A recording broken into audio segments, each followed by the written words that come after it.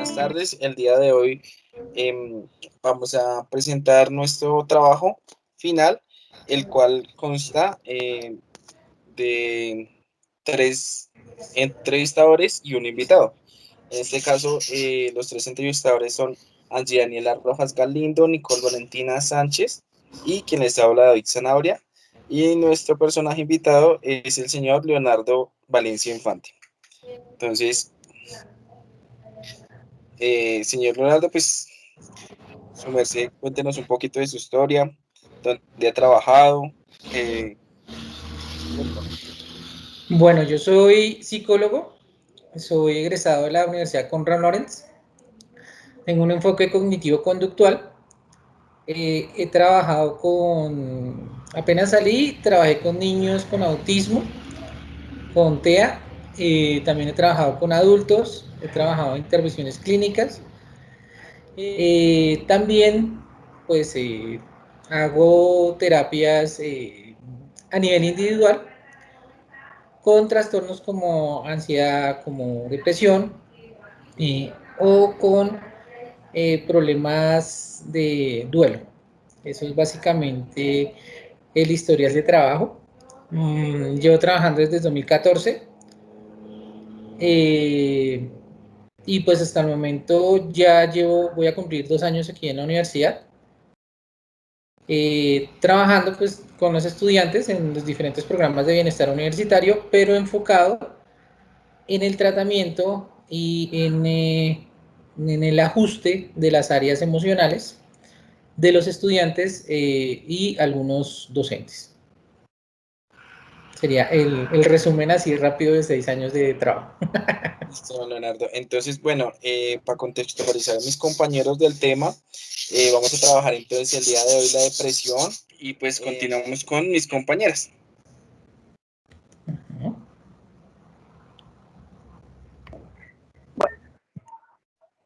Hola, buenas tardes, Leonardo. Mi nombre es Nicole Sánchez y pues junto con mi compañera te vamos a realizar como una serie de preguntas para que por favor nos ayudes con responderlas. Claro que sí. Entonces, pues la primera sería ¿qué es la depresión y cómo evoluciona? Bueno, la depresión es un trastorno mental. Se caracteriza pues, por un bajo estado del ánimo. Se pueden presentar sentimientos asociados a la tristeza o alteraciones de comportamiento y de la actividad del pensamiento. La actividad del pensamiento pues hace referencia a la velocidad y a la velocidad de que se manifiestan las ideas o los pensamientos y también en la que se expresan los pensamientos a través del lenguaje. Digamos, esta aparición de sentimientos de tristeza o de estados bajos del ánimo debe, pues, para ser diagnosticado, debe tener un tiempo mínimo, mínimo, pues, alguna literatura toma desde 2 semanas continuas hasta 4 semanas y se puede caracterizar por una depresión mayor o una depresión reactiva o, digamos, en su grado mmm, presente, que digamos algunos lo pueden clasificar como depresión, otros lo clasifican simplemente como la distimia, que pues algunos lo presentan en algunas literaturas como una neurosis depresiva. Daniela tiene una pregunta, está levantando la mano. Listo. Ya que su merced ya nos dio como el preámbulo sobre qué es la depresión, que esta enfermedad puede ser hereditaria. Sí, en ambos factores, sí. ¿Por qué? Cuando yo tengo problemas como, por ejemplo, un hipertiroidismo, un hipotiroidismo, que puede llegar a presentarse como una enfermedad hereditaria, pues estos factores también pueden llegar a desencadenar una depresión, ya sea mayor, menor, y pues un mal funcionamiento fisiológico que resulte o llegue a tener una depresión. Pero también cuando hablamos de factores externos, eh, cuando hablamos de razones externas, hablamos también de algo que se llama métodos de afrontamiento. Los métodos de afrontamiento son las formas en que nosotros reaccionamos a nuestro ambiente, ya sea de forma reactiva o de forma pasiva. Y las consecuencias de estos, o la forma en que nosotros nos desarrollamos en el ambiente, pueden ser hereditarias, no necesariamente genéticamente, pero sí por la forma en que nos La educan. siguiente pregunta sería que, ¿cuáles son los tipos de depresión? Bueno, entonces, pues como ya les había, digamos, nombrado, tenemos un tipo de depresión que se llama distimia, que pues antiguamente, digamos, en los libros más viejitos, ustedes lo pueden conseguir como neurosis depresiva, que pues era un cuadro de menor intensidad, que tenía una evolución crónica más o menos de 2 años. Todos estos diagnósticos, es muy importante el tiempo de duración, y en esta distimia más o menos lo catalogaban dentro de los 2 años, que son estos 2 años, este periodo de 2 años, tiene todo el tiempo los síntomas. Entonces ya el individuo ya comienza puede ser muy funcional, puede trabajar, puede tener un matrimonio, tener una familia, pero no tiene la emoción o no tiene la motivación para cumplir, o para estar presente durante algunos ritos o durante el trabajo. Pues también está la depresión reactiva, que pues se causa o está presente por una adaptación, digamos, que no de la forma más positiva o no de la forma más correcta a las circunstancias ambientales. Entonces, cuando tenemos un estrés crónico y este estrés ya se vuelve una depresión, y pues comienzan a haber sentimientos de depresión, de tristeza en cuanto a algunos contextos específicos. Y la depresión mayor, que generalmente está asociada a un origen biológico, pues el que hablábamos endógeno, que pues tiene un componente genético importante, y a veces puede llegar a presentarse, en la mayoría de casos, sin razón aparente, o sea, sin un motivo externo aparente. Generalmente, pues, en la depresión reactiva o en la distimia, pueden haber llegado una fractura de una relación, una muerte de un familiar, una pérdida de trabajo, una pérdida de algo que yo quería o que me gustaba.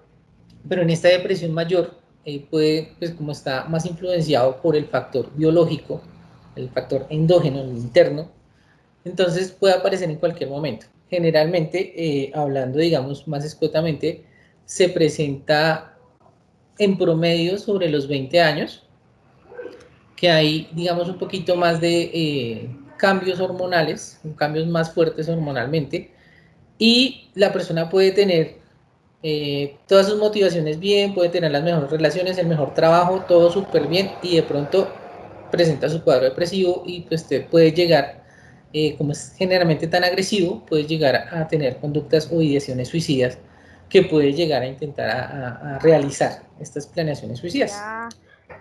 ¿Cómo se ha visto influenciada la salud mental durante este tiempo de pandemia? Bastante. Se ha visto muy afectada en todos los aspectos. Hay algo básico que todos los seres humanos tenemos, que son nuestros métodos de afrontamiento. Los métodos de afrontamiento son la forma en que nosotros hacemos frente a las situaciones que se nos van presentando. Estas situaciones, pues, es, digamos, la percepción de cada una de las situaciones, porque la situación puede ser la misma para muchos individuos, pero la forma de afrontarla es totalmente diferente para cada uno de los que están inmersos en esa situación. Y esto depende de muchos factores, depende de la personalidad, lo que llaman la personalidad, que es simplemente el conjunto de la historia de aprendizaje del sujeto, sumado a las formas efectivas que ha tenido para obtener las cosas que pues necesita o requiere. Y adicional a esto, está, pues dentro de su historia de aprendizaje, cómo es efectiva algunas acciones que él emprende, o algunas cosas que él hace para salir de cualquier situación que él considere estresante o que perciba como estresante o peligrosa de la mejor forma, ya sea que tenga las menores consecuencias emocionales o tenga las menores consecuencias a nivel conductual. Menciono esto porque también están los recursos que tiene el sujeto, recursos emocionales, económicos, físicos o fisiológicos para enfrentar cada una de las situaciones. Dentro de la pandemia, tuvimos primero, pues para tener en cuenta, el cambio de las rutinas. Las rutinas le presentan al individuo, a todos los individuos nos presenta una percepción de control. Nosotros en realidad, si ustedes se fijan, los seres humanos no controlamos absolutamente todo. Controlamos muy poquitas cosas. Que un avión se caiga, que nos roben, que haya un accidente de tránsito, que me estrelle con alguien que esté de mal genio.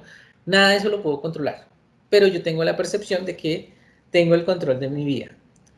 Cuando yo dejo de tener la percepción de control, comienzan a ver las apariciones de enfermedades como la ansiedad y la depresión, o cuadros mixtos, con los dos. Entonces, la pandemia lo que nos ofreció fue un cambio brusco en todas nuestras rutinas, un cambio brusco que nos dio incertidumbre, que nos dio la falta de información sobre qué hacer y la falta de conocimiento sobre a dónde ir. Sabíamos que teníamos que estar en la casa, pero resulta que pues generalmente, si ustedes miran, los individuos que trabajan, que estudian, lo hacen fuera de la casa la mayoría de las personas. La mayoría de las personas van a un centro a estudiar, van a un edificio a trabajar o a un espacio determinado cuando trabajan en la calle o en algún otro espacio. Y en la casa llegan a descansar, a comer o a convivir un poco de espacio con poco de tiempo con la familia o con los seres queridos, incluyendo a los niños, que los niños están en el colegio y comparten más con sus compañeros, con sus profesores, que en tiempo con sus papás. Con los papás comparten por la noche, cuando ya llegan a descansar. Y algunos de estos niños ni siquiera comparten mucho tiempo con los papás entre semana, porque cuando los papás llegan ya están dormidos. Entonces, el cambio de rutina de seguir con todas estas obligaciones del trabajo, del estudio y además de eso, estar en un contexto totalmente diferente, porque pues yo cuando voy a estudiar, digamos, y voy a la universidad, tengo un contexto que es las paredes, los profesores, la puerta, el edificio, las sillas, que son diferentes. En mi casa no cuento con eso. En mi casa no cuento ni con las sillas específicas para estudiar, a veces ni con el computador. Y los niños, que también son muy contextuales, no tienen a los otros niños jugando, no tienen los horarios que manejaba la profe, los papás no tienen las mismas regulaciones que tienen los colegios, que se come a tal hora, que salimos a tal hora, las 11 son a tales horas, las 11 son en este espacio aquí chiquito, usted come y habla con sus compañeritos, tiene que levantar la mano para ir al baño, tiene que levantar la mano para pedir la palabra. Nada de ese manejo lo tiene ninguno de los papás que tiene hijos, por ejemplo. Usted estaba Y hablando de que esa comunicación entre las familias se ha disminuido en gran parte. Y hay muchos adolescentes que, como usted bien lo decía, no llegaban temprano a la casa, no para evitar como estar con sus padres. Entonces, en este caso, ¿por qué usted cree que las personas esconden que padecen depresión? Ya sea que ellos empiecen a tener los signos y los síntomas de la depresión y ellos mismos sepan que presentan como esta patología, esta enfermedad, pero ellos no lo dicen o no quieren recibir ninguna ayuda. Entonces, ¿por qué cree usted que estas personas esconden esta patología? Bueno, hay varias cosas que vamos por retomar. La primera son los imaginarios. Eh, en Latinoamérica y la mayor parte del mundo, cuando a usted le dicen que tiene que ir al psicólogo o tiene que ir al psiquiatra, son profesionales que están satanizados. Son profesionales que uno dice, uy, qué rico, voy a publicar que hoy estuve donde el psicólogo. No, por lo general no, porque las enfermedades mentales, pues desde el principio, digamos que al principio, si ustedes, si se fijan en la historia, los enfermos mentales los encerraban, no los trataban, o sea, era algo de esconder.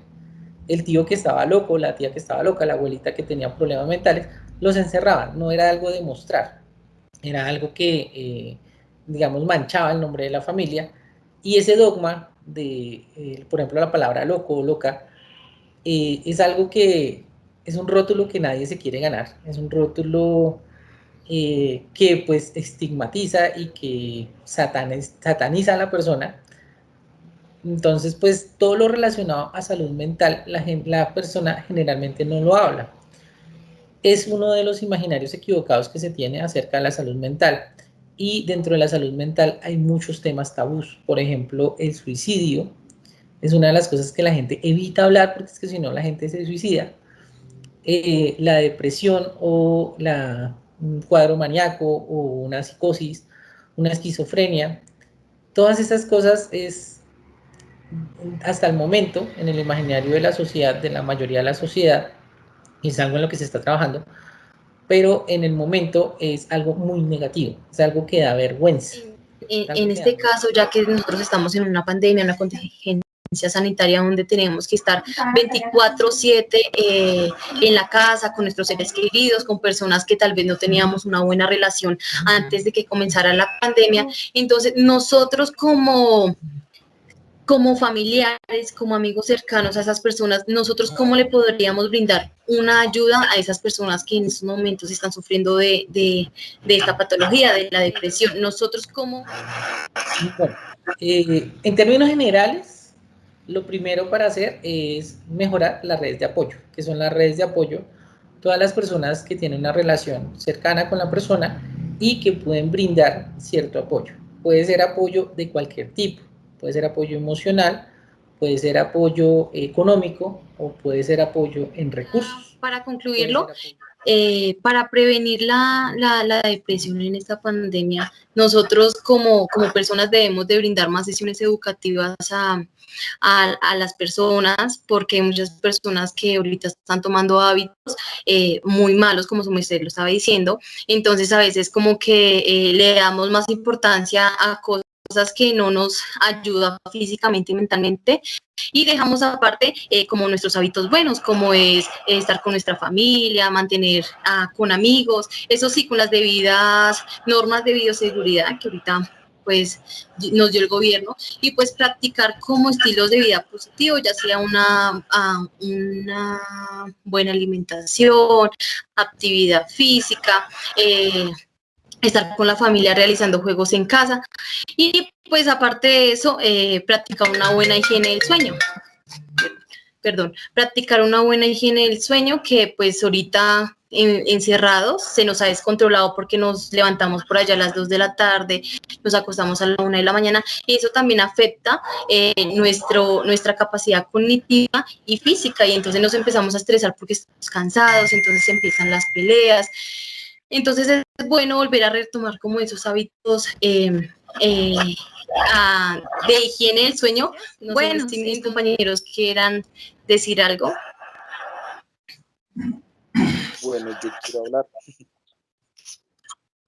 Bueno, entonces, algo que me llamó mucho la atención fue la cuestión de no dejar solos a una persona que en este momento o en ese momento se encuentra como tal en depresión, ya que esta soledad em, abarca muchas consecuencias y muchos factores de riesgo enfocado hacia la parte emocional de la persona, y pues la idea es no digamos contribuir a esos factores de riesgo, sino al revés, si podemos disminuirlos. Me parece una parte muy importante de la depresión, y pues como lo decía mi compañera, mejorar, digamos, la cuestión de las partes, digamos, de actividades mentales, de hacer ejercicio, de actividad física, a pesar de que esta pandemia nos ha, digamos, disminuido mucho esas cuestiones, podemos ir mejorando desde esa parte. Entonces, eso fue todo por hoy. Muchísimas gracias por brindarnos este espacio en su agenda. Yo sé que han estado muy ocupados. Entonces, muchísimas gracias por el día de hoy. No sé si tenga una última conclusión o así está muy bien y dejamos todo por el día de hoy. Muy bien. Muchísimas gracias. Listo. Muchísimas gracias, muy amable. Que esté muy bien. Bueno, buena tarde. Hasta luego.